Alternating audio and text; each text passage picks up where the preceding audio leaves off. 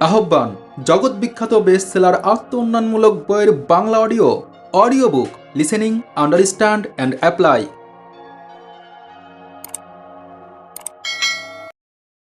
Hey my dear lovely audience, এই প্রথমবারের মতো শুধুমাত্র আহ্বান ইউটিউব চ্যানেলে শুরু হয়েছে ডেল কার্নেগি এর লেখা জগৎ বিখ্যাত একটি বই, the art of public speaking. আজ শুনবেন বইটির দ্বিতীয় অংশ। অধ্যায় 2, প্রস্তুতির মাধ্যমে আত্মবিশ্বাস। প্রতি বছর গড়ে 6,000 বক্তৃতা শোনা ও তার সমালোচনা করা এই গ্রন্থকারের পেশাগত দায়িত্ব এবং আনন্দ। 1912 সাল থেকেই তিনি এটা করে আসছেন। এসব বক্তৃতা কলেজ ছাত্রদের নয়, বয়স্ক ব্যবসায়ী ও পেশাগত ব্যক্তিদের। সমালোচনাকালে তিনি এসব বক্তৃতার রচনা পদ্ধতি, সুস্পষ্ট ও পরিষ্কার বক্তব্য, যে কথা অন্যদের অনুপ্রাণিত করে, যাতে একটি বিষয় প্রকাশে কোনো গুরুত্বপূর্ণ দিকই অপ্রকাশিত না থাকে, তার কথা বলেছেন। তিনি বলেছেন, আপনার মনের ভাব ভাষা এমনভাবে প্রকাশ করতে হবে যাতে শ্রোতার মন ও হৃদয় আপনার বক্তব্যের প্রতি আকৃষ্ট হয়। শ্রোতার মনের উপর প্রভাব সৃষ্টি বক্তৃতার সাফল্য। যখন কোনো বক্তা শ্রোতার মনে প্রভাব সৃষ্টির লক্ষ্য সামনে রেখে বক্তৃতা শুরু করেন, তখন তাকে এটা বুঝতে হবে যে বক্তব্য হতে হবে তাৎপর্যবহ। সুপ্রস্তুত বক্তৃতার প্রস্তুতিতেই দেশের 10 ভাগের 9 ভাগ কাজ সম্পূর্ণ হয়ে যায়। অধিকাংশ ব্যক্তি কেন এই প্রশিক্ষণ গ্রহণ করতে চায় তা প্রথম পরিচ্ছেদে উল্লেখ করা হয়েছে। এই প্রশিক্ষণ গ্রহণের প্রধান লক্ষ্য হচ্ছে আত্মবিশ্বাস, সাহস ও আত্মপ্রত্যয় লাভ। কথিকা বা বক্তব্য প্রস্তুত না করাই হচ্ছে বক্তৃতার জন্য মৌলিক ভুল। ভেজা বারুদ ও খালি সেজ নিয়ে অথবা কোনোরূপ অস্ত্রশস্ত্র ছাড়া যুদ্ধক্ষেত্রে গিয়ে সৈন্যদলের পক্ষে কি শত্রুর মোকাবেলা করা সম্ভব? একইভাবে প্রস্তুতি না নিয়ে ভয়ভীতি ও স্নায়বিক দুর্বলতা জয় করা সম্ভব হতে পারে না। স্মরণ রাখতে হবে যে যখন শ্রোতাদের সামনে দাঁড়ান তখন তিনি আর নিজ বাড়িতে নন। আমি বিশ্বাস করি লিঙ্কন হোয়াইট হাউসে বলেছেন, আমি কখনো সংশয়মুক্ত মনে সব কিছু বলে শেষ করতে পারবো না। আপনি যদি আত্মবিশ্বাস লাভ করতে চান, তাহলে কেন এই আত্মবিশ্বাস লাভের কাজ করেন না? প্রকৃত ভালোবাসা, লিখেছেন আপোস্টেল জন, ভীতি বিতাড়িত করে। প্রকৃত পরিস্থিতিও একই কাজ করে। ওয়েরেন্টার লিখেছেন, তিনি যখন শ্রোতাদের সামনে যাবার কথা ভাবেন তখন তার মনে হয় তিনি অর্ধউলঙ্গ ও অপ্রস্তুত হয়ে উঠেছেন। কেন আমরা আমাদের বক্তব্য অধিকতর যত্ন সহকারে প্রস্তুত করি না? কেন? কেহ কেহ কি প্রস্তুত কিভাবে পরিষ্কার কি তা বুঝতে পারেন না, এবং কিভাবে দক্ষতার সাথে প্রস্তুতি গ্রহণ করতে পারেন তাও বুঝে না। অন্যরা সময়াভাবের কথা বলেন। সুতরাং অত্র অধ্যায়ে আমরা এই বিষয়টি বিস্তারিতভাবে আলোচনা করব।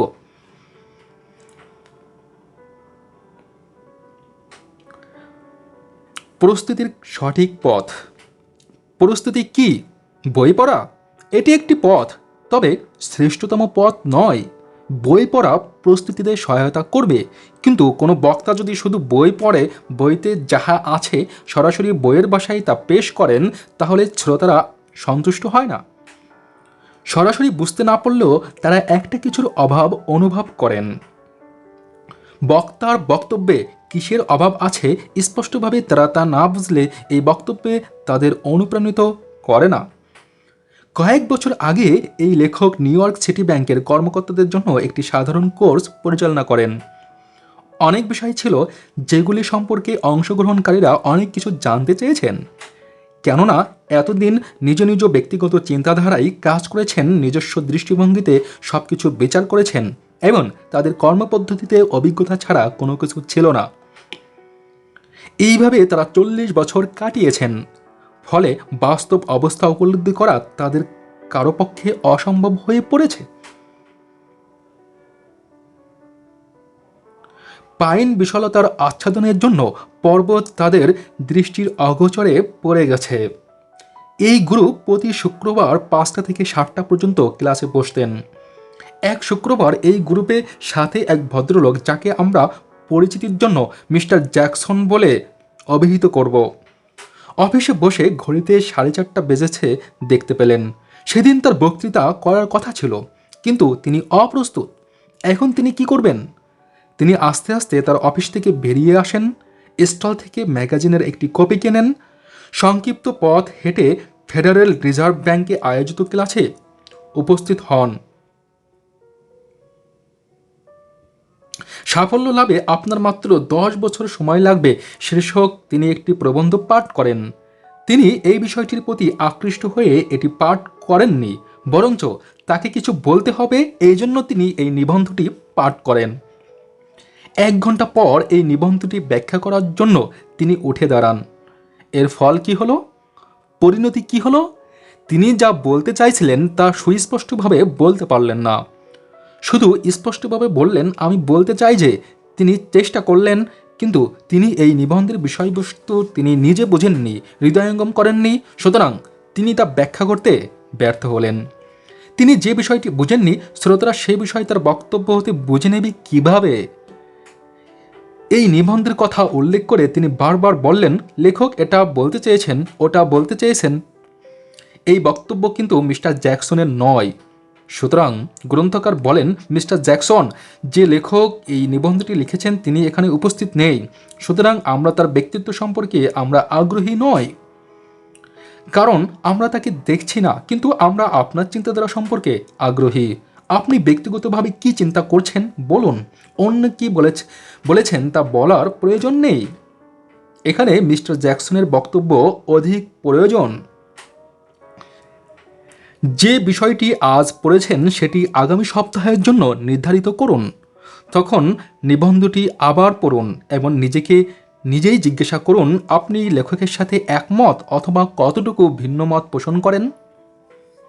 তা করতে হলে লেখকের প্রবন্ধটি আপনার অভিজ্ঞতার আলোকে বিশ্লেষণ করতে হবে। যদি আপনি লেখকের সাথে একমত না হন, তাহলে কারণ ব্যাখ্যা করুন।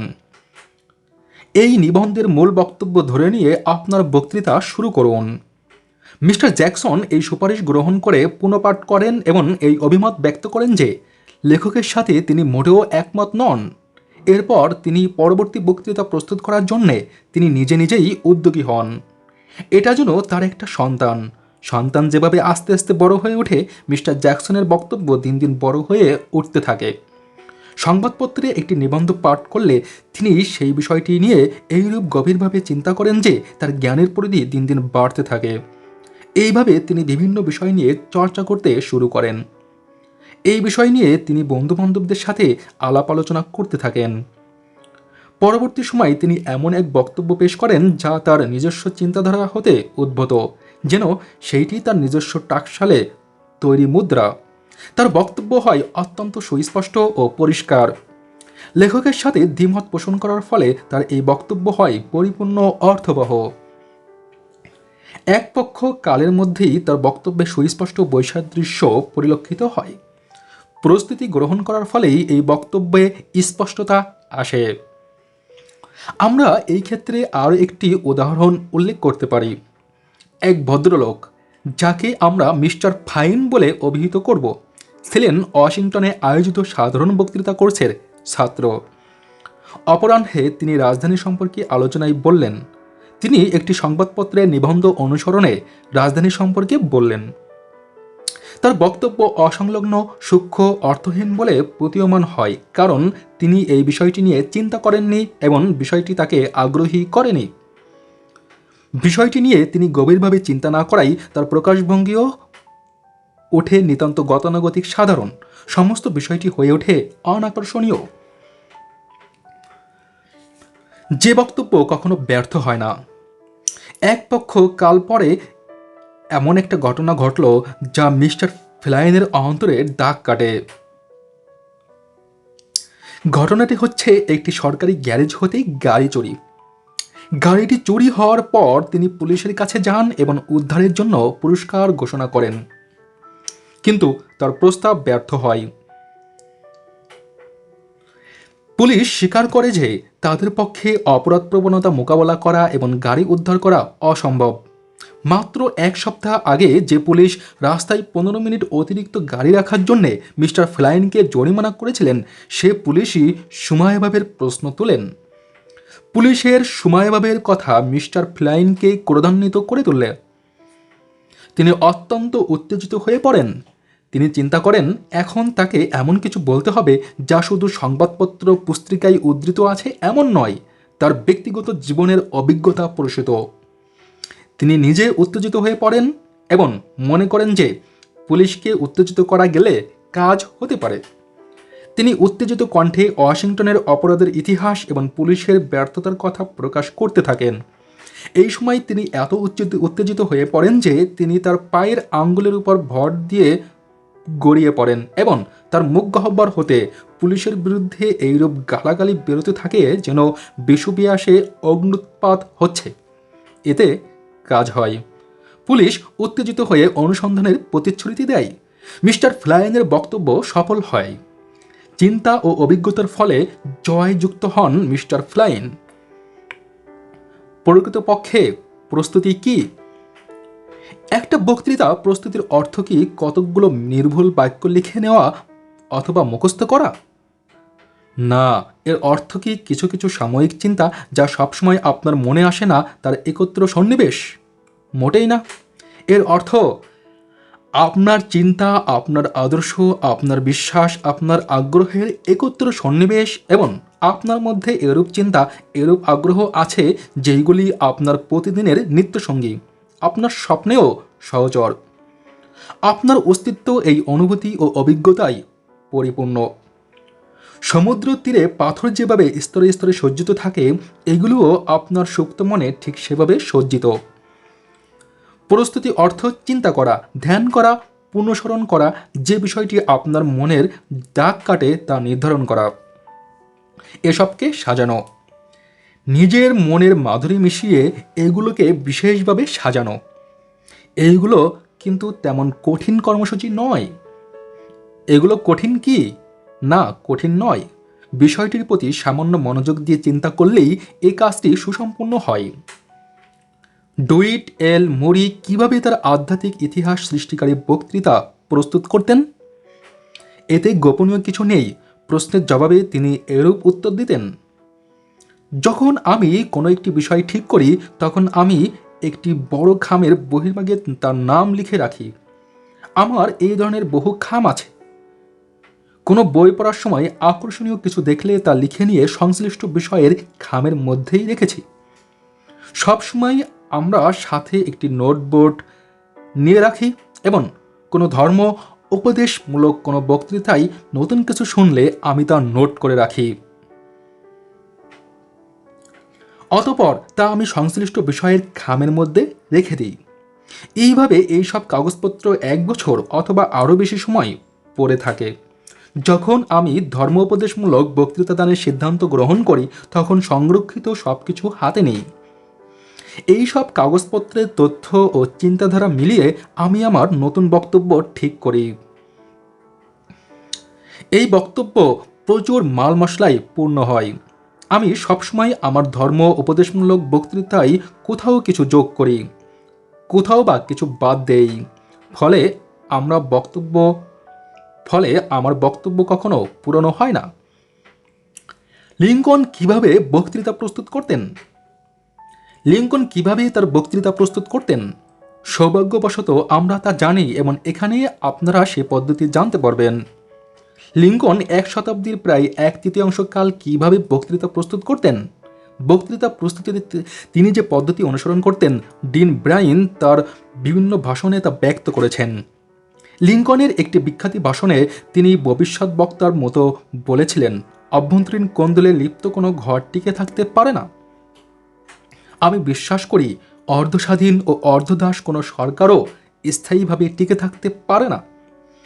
এই বক্তব্য সম্পূর্ণরূপে তার মন হতেই উচ্চারিত হয়েছিল, কেননা তিনি তার স্বাভাবিক কাজে, পানাহারের সময়, রাস্তা দিয়ে হাঁটার সময়, গোদহনকালে দোকানে কেনাকাটার সময়, বাজারে ঘোরার সময়, ছোট ছেলেটিকে নিয়ে বসে থাকার সময়, পিতার সাথে আলোচনার সময় দেশ সম্পর্কে, সরকার সম্পর্কে, দেশের অবস্থা সম্পর্কে ভাবতেন, চিন্তা করতেন, সকলের সাথে আলাপ আলোচনা করতেন, মতবিনিময় করতেন এবং এরই ফলশ্রুতিতে তার পক্ষে এই ভবিষ্যৎবাণী করা সম্ভব হয়েছিল।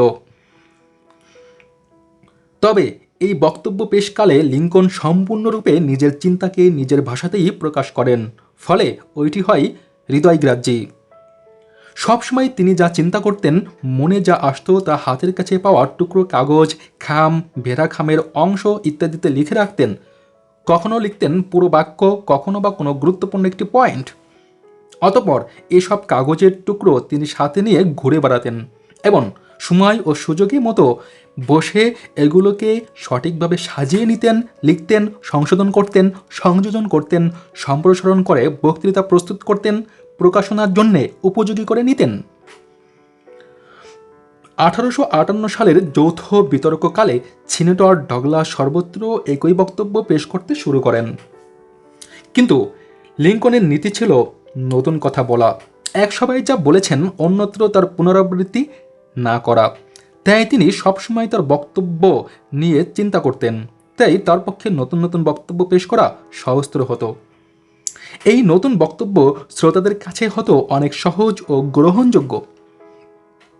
হোয়াইট হাউসে প্রবেশের স্বল্পকাল আগে তিনি শাসনতন্ত্রের একটি অনুলিপি নেন। অতঃপর তিনি ওটি নিয়ে স্প্রিংফিল্ড এর একটি কক্ষে প্রবেশ করেন।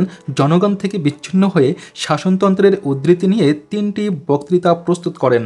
এভাবেই তিনি হোয়াইট হাউসের উদ্বোধনী বক্তৃতা প্রস্তুত করেন। লিঙ্কন কিভাবে তার গেটিসবার্গের বিশ্ববিখ্যাত বক্তৃতা তৈরি করেছিলেন? দুর্ভাগ্যবশত এই ভাষণটি তৈরি করা সম্পর্কে ভুল তথ্য প্রচারিত আছে, কিন্তু এর সত্য ঘটনা হচ্ছে নিম্নরূপ। গেটিসবার্গ গোরস্থান পরিচালনা কমিশন আনুষ্ঠানিক উৎসর্গ অনুষ্ঠান পরিচালনার সিদ্ধান্ত গ্রহণ করে এডওয়ার্ড এভারেটকে বক্তৃতা দানের জন্য আমন্ত্রণ জানায়। মিস্টার এভারেট বোস্টম্যান, মন্ত্রী, হার্ভার্ড এর প্রেসিডেন্ট, নিউ ইয়র্কের গভর্নর, যুক্তরাষ্ট্রের সিনেটর এবং মন্ত্রী হিসাবে আমেরিকায় বিশেষভাবে পরিচিত খ্যাতনামা বক্তা। প্রথমে 1863 সালের 23শে অক্টোবর এই অনুষ্ঠানের তারিখ নির্দিষ্ট করে তাকে আমন্ত্রণ জানানো হয়। কিন্তু এভারেট জানান যে এত অল্প সময়ের মধ্যে তার পক্ষে বক্তৃতা প্রস্তুত করা সম্ভব হবে না। সুতরাং তাকে বক্তৃতা প্রস্তুতির সময় দেওয়ার নিমিত্তে এই অনুষ্ঠান 19 নভেম্বর পর্যন্ত, অর্থাৎ প্রায় 1 মাস কাল স্থগিত রাখা হয়। মিস্টার এভারেট অনুষ্ঠানের 3 দিন আগে গেটিসবার্গ গমন করেন, যুদ্ধক্ষেত্র পরিদর্শন করেন, যুদ্ধের প্রতিদিনের ঘটনার সাথে পরিচিত হবার চেষ্টা করেন। ফলে যুদ্ধের প্রকৃত চিত্র তার চোখের সামনে ভেসে ওঠে, তার প্রস্তুতি হয় সম্পূর্ণ।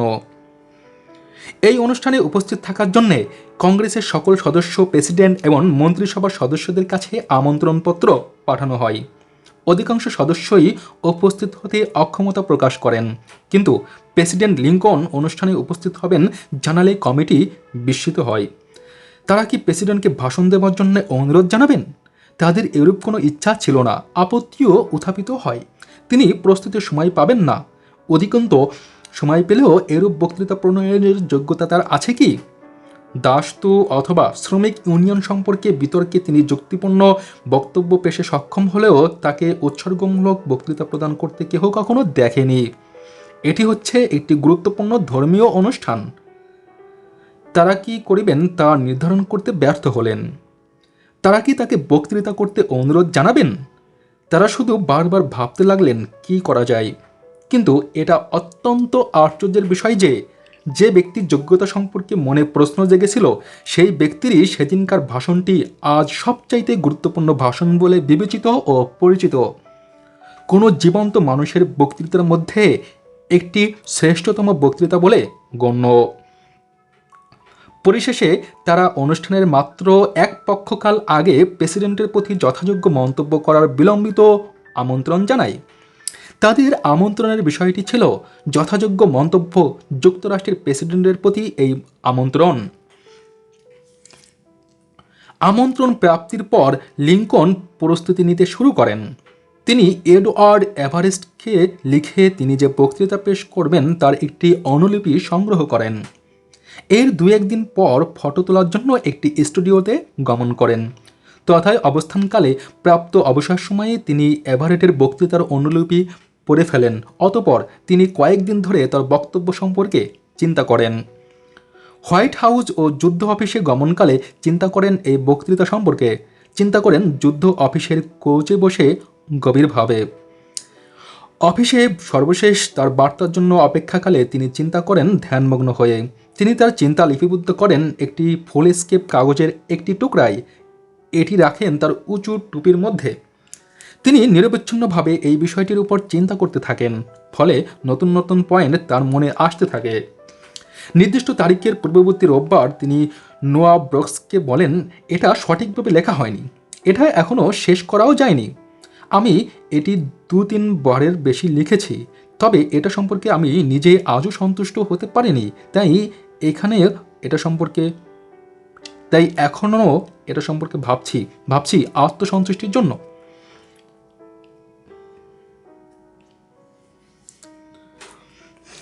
অনুষ্ঠানের আগের রাত্রে প্রেসিডেন্ট লিঙ্কন গেটিসবার্গ পৌঁছেন। ক্ষুদ্র শহরটি তখন জনসমাগমে পূর্ণ।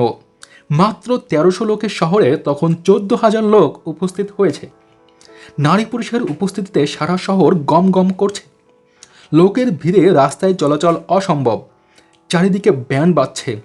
জনতা জন ব্রাউনের নামের গান গাইছে। মিস্টার উইলসের বাড়িতে লিঙ্কন আতিথ্য গ্রহণ করেন। জনতা তথায় ভিড় করে তাকে কিছু বলতে অনুরোধ জানান। প্রত্যুত্তরে তিনি নিতান্ত সংক্ষিপ্ত বক্তৃতা করেন। তার এই বক্তব্য হতে এটা স্পষ্ট হয়ে পড়ে যে তিনি নির্দিষ্ট অনুষ্ঠানের আগে মুখ খুলতে চান না। শেষ রাতেও তিনি তার বক্তব্যটি সংযোজন করেন, যেন লেখন করেন। নিকটবর্তী যে ঘরে পররাষ্ট্র সচিব সিওয়ার্ড অবস্থান করেছিলেন সেই গৃহে গিয়ে তিনি তার বক্তব্য তার কাছে পেশ করে সমালোচনা করতে বলেন। পরদিন সকালে প্রাতভোজের পরও তিনি বক্তৃতাটি পাঠ করতে থাকেন যতক্ষণ না তাকে জানানো হয় যে শোভাযাত্রা শুরু হয়েছে এবং তাতে তার অংশ নেওয়ার সময় সমুপস্থিত। প্রেসিডেন্টকে অনুসরণকারী কর্নেল কার বলেছেন, শোভাযাত্রায় প্রেসিডেন্ট ঘোড়ায় চড়ে অংশ নেন এবং বাহিনী চলার দিকে লক্ষ্য রাখেন। কিন্তু শোভাযাত্রা চলতে শুরু করলে দেখা যায় যে তার শরীর সামনের দিকে ঝুঁকেছে, বাহু শিথিল হয়ে পড়েছে এবং মস্তক অবনত হয়ে গেছে। মনে হলো তিনি তন্ময় হয়ে কিছু ভাবছেন। এটা হতে এটাই প্রতীয়মান হয় যে তিনি তখন তার মাত্র 10টি বাক্যের অবিস্মরণীয় বক্তব্য নিয়ে ভাবছিলেন, অর্থাৎ শেষবারের মতো তিনি তার বক্তব্য চেটে নিচ্ছিলেন। আধ্যাত্মিক বিষয়ে লিঙ্কন প্রদত্ত অনেক বক্তব্যই ব্যর্থ বলে প্রমাণিত, কিন্তু দাসত্ব এবং রাষ্ট্রনীতি তার সকল বক্তব্যই অবিস্মরণীয়। এসব বিষয়ে বক্তৃতা প্রদানে তার ক্ষমতা অতুলনীয়। কেন? কারণ তিনি সবসময় এসব বিষয় নিয়ে নিরবচ্ছিন্নভাবে চিন্তা করতেন এবং এগুলি গভীরভাবে অনুভব করতেন। ইলিয়াসের একটি কক্ষে জনৈক বন্ধু রাতে তার সাথে ঘুমান। পরদিন সকালে তিনি জেগে ওঠে দেখতে পান যে লিঙ্কন দেওয়ালের দিকে মুখ করে বিছানায় বসে গভীর চিন্তার সাথে বলেছেন, অর্ধদাস অর্ধমুক্ত এই সরকার দীর্ঘদিন টিকে থাকতে পারে না। যীশুখ্রিস্ট কিভাবে বক্তৃতা প্রস্তুত করতেন? তিনি নিজেকে জনতা হতে বিচ্ছিন্ন করে ফেলতেন, চিন্তা করতেন, ধ্যানমগ্ন হতেন, ভাবতেন। তিনি একাকী নির্জন স্থানে চলে যেতেন, ধ্যান করতেন এবং 40 দিন 40 রাত ধরে উপব্রত পালন করতেন। এই সময়ের পর বলেছেন সেন্ট ম্যাথু যিশু ধর্মপ্রচার শুরু করেন। এই ঘটনার অনতিকাল পরে তিনি একটি বক্তৃতা করেন যা বিশ্ব ইতিহাসে প্রসিদ্ধি লাভ করেছে। এই বক্তৃতা সারমন অন দি মাউন্ট নামে পরিচিত। আমার এই বক্তব্য অত্যন্ত আকর্ষণীয়, তবুও আপনি প্রতিবাদ করতে পারেন, কিন্তু অমর বক্তা হবার কোনো আকাঙ্ক্ষা আমার নেই। আমি সময় সময় জনকল্যাণমূলক কিছু বক্তব্য আপনাদের সামনে পেশ করতে চাই। আপনি কি চান তা আমরা উপলব্ধি করি। আপনাদের সে আকাঙ্ক্ষা এবং আপনার মতে যারা চিন্তা করেছেন তাদের আকাঙ্ক্ষা পূরণের জন্যই এই বই। অতীতে খ্যাতনামা বক্তারা যেভাবে বক্তৃতা শিখেছেন, বক্তৃতা অভ্যাস করেছেন, সে পথ অনুসরণ করে আপনিও উপকৃত হতে পারেন। কিভাবে আপনার বক্তৃতা প্রস্তুত করবেন? কি বিষয় নিয়ে আপনি প্রস্তুতি শুরু করবেন? যে কোনো বিষয় যার প্রতি আপনার আগ্রহ জন্মে একটি সংক্ষিপ্ত বক্তৃতায় বেশি সংখ্যক গুরুত্বপূর্ণ পয়েন্ট আলোচনা করবেন। শুধুমাত্র একটি বা দুটি পয়েন্ট নিয়ে সংক্ষিপ্ত বক্তৃতায় এক বা দুটি পয়েন্ট সঠিকভাবে ও খোলাখুলি ব্যাখ্যা করা সম্ভব ও সহজতর। শ্রোতাও তা বুঝতে পারে, আকৃষ্ট হয়। আপনার বক্তব্য বিষয় আগেই ঠিক করুন, তাহলে নির্দিষ্ট সময়ের আগে বিষয়টি নিয়ে চিন্তা ভাবনা করে নিতে পারবেন। বিষয়টি নিয়ে 7 দিন চিন্তা করুন, 7 বার স্বপ্ন দেখুন। ক্লান্ত শরীর বিশ্রাম নেওয়ার সময় বিষয়টি ভেবে নিন। সকালে দাড়ি কাটবার সময়, স্নান করার সময়, শহরে চলার পথে, কোথাও অপেক্ষা করার সময়, মধ্যাহ্ন ভোজন গ্রহণকালে, কোনো নির্দিষ্ট স্থান গমনকালে, নৈশ ভোজ প্রস্তুত অথবা রান্নাকালেও বিষয়টি নিয়ে ভাবুন। বন্ধুদের সাথে বিষয়টি নিয়ে আলোচনা করুন, ওইটাকে আলোচনার বিষয়বস্তু করে নিন। বিষয়টি নিয়ে যত প্রশ্ন আপনার মনে আসে তা আপনি নিজেকে জিজ্ঞেস করুন। মনে করুন আপনার বিষয় হচ্ছে বিবাহ বিচ্ছেদ। আপনি নিজেকে প্রশ্ন করুন, বিবাহ বিচ্ছেদের কারণ কি, এর অর্থনৈতিক সামাজিক ফলাফল কি, এই সৎ কাজ কিভাবে বন্ধ করা যায়, আবার কি একইরূপ বিবাহ বিচ্ছেদ আইন প্রয়োজন, কেন, অথবা আমরা কি কোনোরূপ বিবাহ বিচ্ছেদ আইন অনুসরণ করি, বিবাহ বিচ্ছেদ কি অসম্ভব করে তোলা উচিত, অধিকতর বিধিনিষেধ প্রয়োজন, সহজ করা উচিত। মনে করুন আপনি কেন বক্তৃতা শিখছেন এই বিষয়টির উপর বলুন। তাহলে আপনি আপনাকে নিম্নরূপ প্রশ্ন করবেন: বক্তৃতা করতে আমার বাধা কী? বক্তৃতা আমি কেন শিখতে চাই? এর দ্বারা আমার কী উপকার হবে? এর ফল কি হয়েছে? একজন ব্যবসায়ীর জন্য বক্তৃতা শেখা প্রয়োজন বলে কেন আমি মনে করি? যেসব নারী পুরুষ ব্যবসা বাণিজ্যে অথবা রাজনীতিতে উন্নতি করেছে তারা আত্মবিশ্বাসী এবং তাদের বক্তব্য আকর্ষণীয় ও গ্রহণযোগ্য বলে আমি কি বিশ্বাস করি? আমি কি মনে করি যাদের এসব গুণ নেই তারা ব্যবসা বাণিজ্য অথবা রাজনীতি ক্ষেত্রে উন্নতি করতে পারছে না? এটা সম্পর্কে সুস্পষ্টভাবে বলতে হবে। কোনো ব্যক্তি বিশেষের নাম উল্লেখ না করে তাদের সাফল্য ব্যর্থতার কাহিনী বলতে হবে, প্রকাশ করতে হবে। এভাবে একটি বিষয়ে পরিষ্কার চিন্তা ও স্বচ্ছ ধারণা নিয়ে বক্তৃতা শুরু করলে 2-3 মিনিট বলার পর সব পয়েন্ট একে একে আপনার মুখ দিয়ে এসে যাবে। একটি দুটি বক্তৃতার পর আপনার বক্তৃতা আরও পরিষ্কার হবে, স্বচ্ছ হবে। কেন আপনি বক্তৃতা শিখছেন এ সম্পর্কে বলা অত্যন্ত সহজ হবে। এই বিষয়টি নিয়ে আপনি যদি সামান্য চিন্তা করেন এবং পয়েন্টগুলি মনে মনে সাজিয়ে নেন, তাহলে পুরো বিষয়টি আপনার মনে থাকবে এবং বক্তৃতাকালে আপনি স্বচ্ছন্দে আপনার আকাঙ্ক্ষা, আপনার অভিজ্ঞতা সম্পর্কে সহজ ও সরল ভাষায় আপনার বক্তব্য পেশ করতে পারবেন। অপরদিকে মনে করুন আপনি আপনার ব্যবসা বা অথবা পেশা সম্পর্কে বলবেন। তাহলে কিভাবে আপনি এ ধরনের বক্তৃতা তৈরি করবেন আপনি জানেন। সুতরাং সেগুলি একের পর এক সাজান। সবগুলো 3 মিনিটের মধ্যে বলে শেষ করার চেষ্টা করবেন না, এটা সম্ভব নয়। এ ধরনের চেষ্টা পরিপক্ক বুদ্ধির পরিচায়ক নয়। একটি পয়েন্ট নিয়ে আলোচনা করুন, ব্যাখ্যা বিশ্লেষণ করুন। উদাহরণস্বরূপ কেন আপনি বিশেষ ব্যবসা বা পেশা গ্রহণ করবেন সে সম্পর্কে বলুন। এটা কি আকস্মিক অথবা আপনার মনের ইচ্ছা? প্রথম দিনে আপনার অসুবিধা, ব্যর্থতা, সাফল্য ও আশার কথা প্রকাশ করুন। আপনার অভিজ্ঞতার বর্ণনা এমনভাবে দিন যাতে তা হৃদয়গ্রাহ্যী হয়। কারো জীবন কাহিনী সঠিকভাবে হৃদয়গ্রাহ্যী রূপে বর্ণনা করা হলে তা হয় আকর্ষণীয়। এ ধরনের বক্তব্য হয় ফলপ্রসূ, সুফলদায়ক। অথবা আপনার ব্যবসাকে অন্য দিক থেকে তুলে ধরুন, এর সমস্যাগুলো প্রকাশ করুন। যে তরুণ এই ব্যবসায়ে আসতে চাইছে নিজ অভিজ্ঞতার আলোকে তাকে কিছু উপদেশ দিন। অথবা ব্যবসা সূত্রে আপনি যেসব লোকের সংস্পর্শে এসেছেন তাদের কথা বলুন। তাদের সত্যের কথা বলুন, বলুন অসত্যের কথা, বলুন আপনার সমস্যার কথা। এই কাজের ভিতর দিয়ে বিশ্বজগৎ সম্পর্কে আপনি অভিজ্ঞতা সঞ্চয় করেছেন। যে শিক্ষা পেয়েছেন তা কি মনের প্রকৃতি? আপনি আপনার পেশার খুঁটিনাটি দিক ব্যাখ্যা করতে চান, তাহলে শ্রোতারা বিরক্ত হবে, কেননা তারা তা বুঝবে না, রস পাবে না। কিন্তু চিন্তাশীল কোনো ব্যক্তি বক্তৃতাকালে এরূপ ভুল বিষয় নিয়ে শুরু করেন না। সর্বোপরি আপনার বক্তব্য বিষয়টিকে শুধুমাত্র শুষ্ক প্রচারে পরিণত করবেন না। তা করলে তা বিরক্তি উৎপাদন করবে। আপনার বক্তব্য উদাহরণ ও উদ্ধৃতি দিয়ে বোঝবার চেষ্টা করুন। যেসব ঘটনা আপনি জানেন তা ব্যক্ত করুন। যা আপনি শিখেছেন তা ব্যাখ্যা করুন।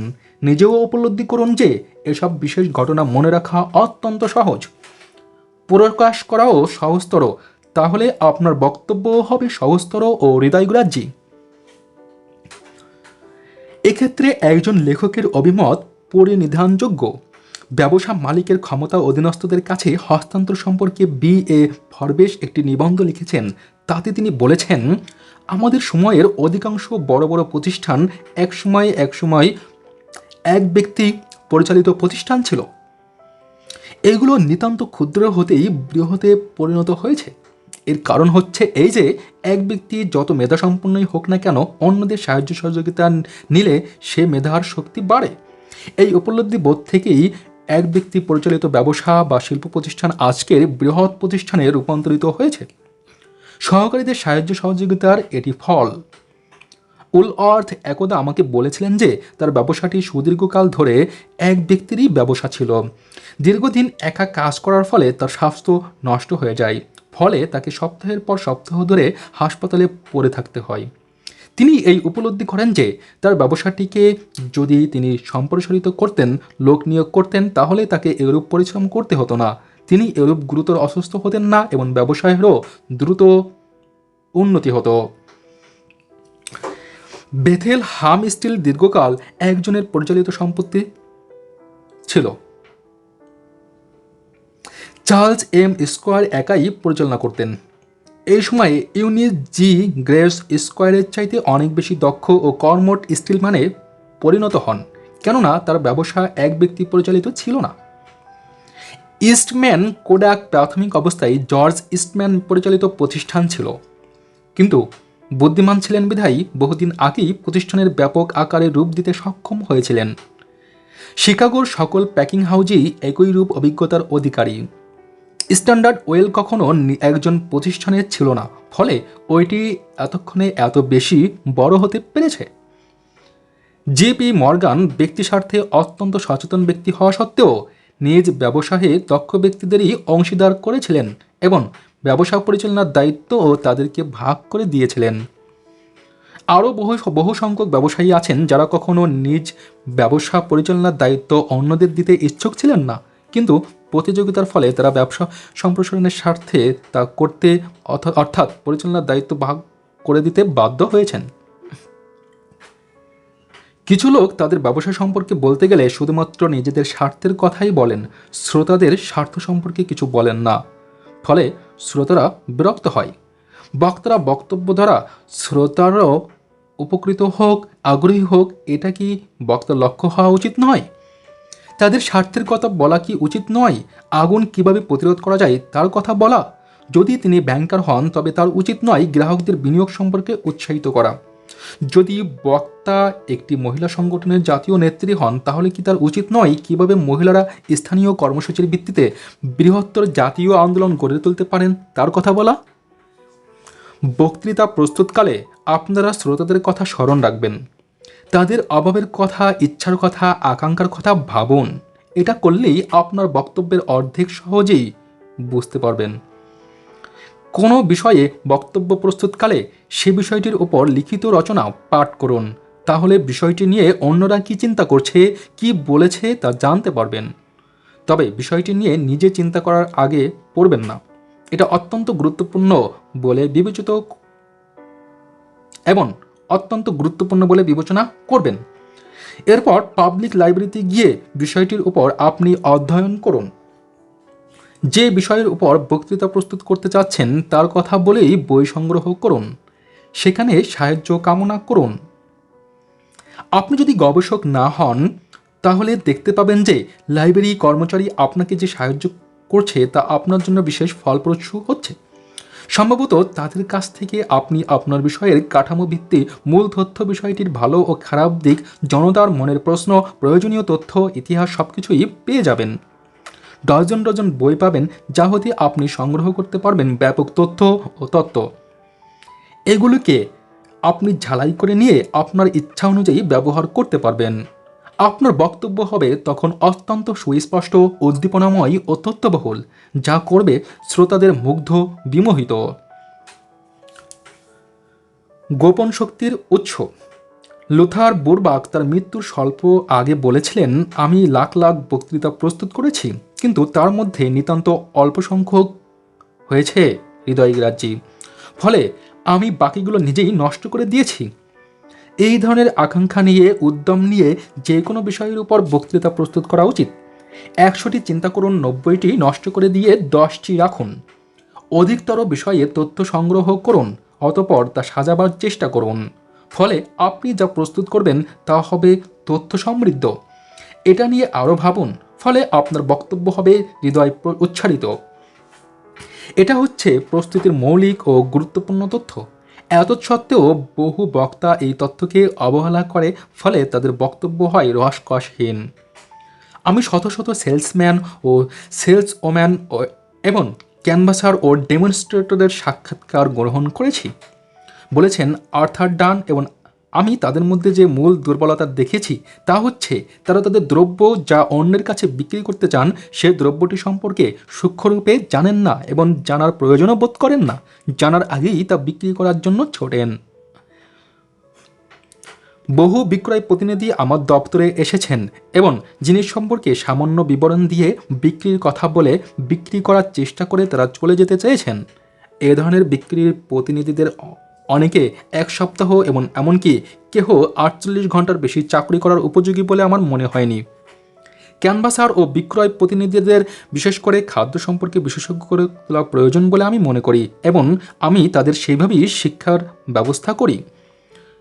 আমি তাদের মার্কিন কৃষি দপ্তর কর্তৃক ইস্যুকৃত খাদ্য তালিকা অধ্যয়ন করতে বাধ্য করি, কারণ এতে কোনো খাদ্যে কী পরিমাণ পানি, দেহসার, অঙ্গার, অম্লজান, চর্বি এবং ক্রিয়াস আছে তার বর্ণনা আছে। যেসব উপাদান দিয়ে তাদের বিক্রিযোগ্য পণ্য তৈরি তা সম্পর্কে জানতে আমি তাদের বাধ্য করি। আমি তাদের বাধ্য করি এসব দ্রব্য সম্পর্কে জানতে, স্কুলে গিয়ে পরীক্ষায় পাশ করে আসতে। আমি তাদের বাধ্য করি এসব দ্রব্য অন্যান্য বিক্রয় প্রতিনিধিদের কাছে বিক্রি করতে। শ্রেষ্ঠ বিক্রয় প্রতিনিধিকে আমি পুরস্কৃত করি। অনেক সময় দেখেছি অনেক বিক্রয় প্রতিনিধি প্রথম দিকে পণ্য সম্পর্কে বিস্তারিত বিবরণ দিতে গিয়ে অধৈর্য হয়ে পড়তেন। তারা বলেছেন একজন খুচরা মুদি দোকানদারের কাছে এসবের বিস্তারিত বিবরণ দেওয়ার সময় পায় না, কারণ সে বিক্রির কাজে নিতান্ত ব্যস্ত থাকে। আমি তার কাছে দেহসার ও অঙ্গার, অম্লজানের কথা বললে সে শোনে না এবং শুনলেও আমি কি বলি তা বুঝতে চায় না। আমি উত্তর দেই, ক্রেতার উপকারের জন্যে আপনার এসবের বিস্তারিত বিবরণের প্রয়োজন নেই, কিন্তু আপনার নিজ প্রয়োজনে এসব জানা দরকার। আপনি আপনার পণ্যের এ হতে জেড অর্থাৎ আগাগোড়া জানলে আপনার মনে যে ভাবের উদয় হবে তা বর্ণনা করা অসম্ভব। ফলে আপনি এরূপ দৃঢ় মনোভাবের অধিকারী হবেন, আপনার মনোবল এত শক্ত হবে যে আপনি বিক্রি কাজে কখনো ব্যর্থ হবেন না, পেশায় বিফল হবেন না।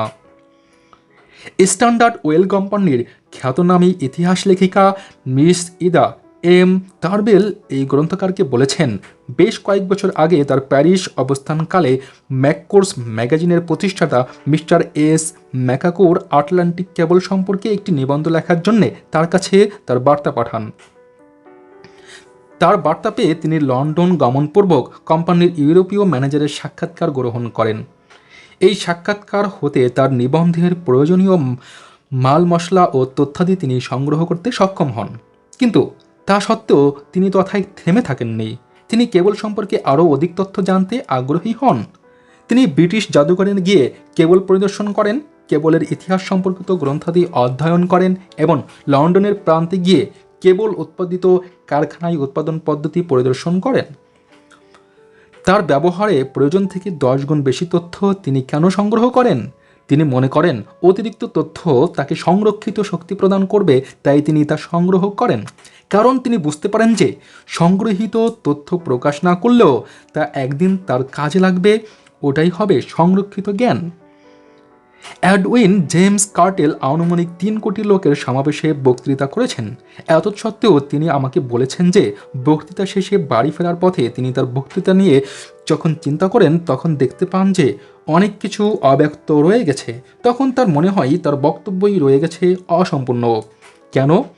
যখন দীর্ঘ অভিজ্ঞতা হতে তিনি এটা বুঝতে পেরেছিলেন যে সুবক্তব্য হচ্ছে ওইটি যে বক্তব্যে থাকে বহু মূল্যবান গোপন তথ্য যা আগে কখনো প্রকাশিত হয়নি, থাকে সংরক্ষিত তথ্য যা বক্তাই আগে কখনো প্রকাশ করতে পারেনি।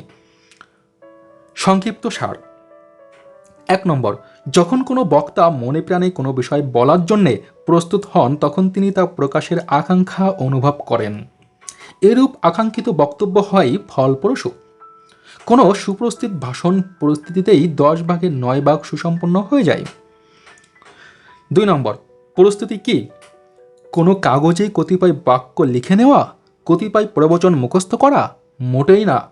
প্রকৃত প্রস্তুতি হচ্ছে নিজের মন থেকে কিছু ভেবে নেওয়া, চিন্তাধারাকে সুমার্জিত করা, নিজস্ব চিন্তাকে সুশৃঙ্খলভাবে গুছিয়ে নিয়ে নিজের ভাবকে চিন্তাকে সাজিয়ে গুছিয়ে নেওয়াই হচ্ছে প্রকৃত প্রস্তুতি। অন্যের ভাব নিয়ে শুরু করলে সাফল্যের পরিবর্তে আসে ব্যর্থতা। উদাহরণস্বরূপ নিউ ইয়র্কের মিস্টার জ্যাকসনের কথা ধরা যেতে পারে। তিনি ফরেস ম্যাগাজিনের নিবন্ধ দিয়ে শুরু করে ব্যর্থ হয়েছিলেন, কিন্তু তিনি সে নিবন্ধকেই শুরু হিসাবে ধরে নিয়ে যখন নিজের মনের চিন্তা প্রকাশ করেন বক্তৃতায়, তখন তিনি অর্জন করেন সাফল্য।